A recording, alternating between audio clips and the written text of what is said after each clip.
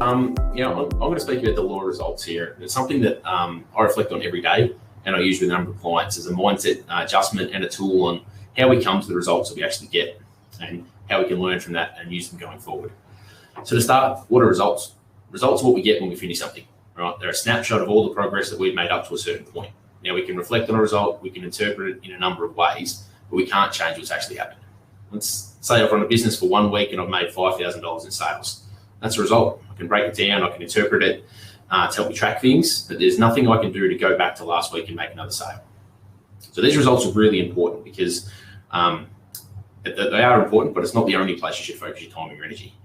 Because they've come from somewhere, and understanding the drivers of those results are what enables us to impact the next lot of results. So we need to understand is what happens immediately before those results, which are the actions that we take, or in some cases, don't take.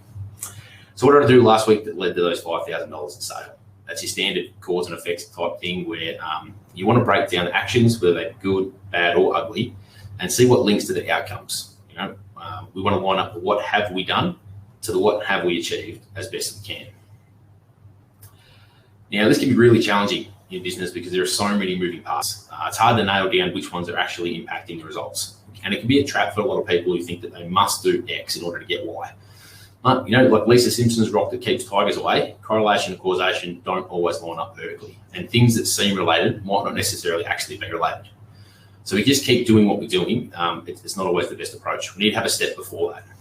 Now, unless you're 3 years old or it's really late on a Saturday night, the step before action is always a decision. Right? Decisions are what put us in control. And the inverse of that is indecision. That's what really leads to when things get away from us. You see indecision in systems or businesses where part of the process has no real explanation. So it's because we've always done it that way and that frame of thinking.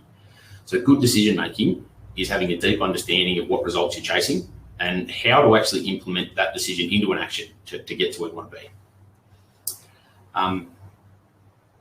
While that's a good driver, decisions always come from somewhere else. There's always a driver to that point, which always comes from awareness. So how do we make good decisions? Normally, because I know what happens, we make a bunch of bad ones. So from your results, we want to circle through the actions, through the decisions to get us there, and we want to build on our awareness and implement those learnings so that we can impact the next lot of results. The definition of insanity is doing the same thing and expecting a different result. So without adjusting from experience, that's all you're really doing. Now, how does this actually help us impact making our business goals a reality? Well, goals are just results that we love to see at a certain point in time. So the challenge I'd set everyone here is to use this tool to build some kind of clarity, right? On one side of the page, I'd write down all the results you're getting right now, right? The actions that we're taking to get those results, the decisions that we're making or that we're not making, and in your eyes, what are the real driving forces of your business? On the other side of the page, write down where you'd like to be in 12 months, right? Work backwards and think, are these actions going to lead me there? Am I making the right decisions in taking those actions? And what clarity does that give you in the awareness of what is actually driving your business? Effectively, we're going to turn that clarity into a plan on how we can build some key actions and move closer to those goals.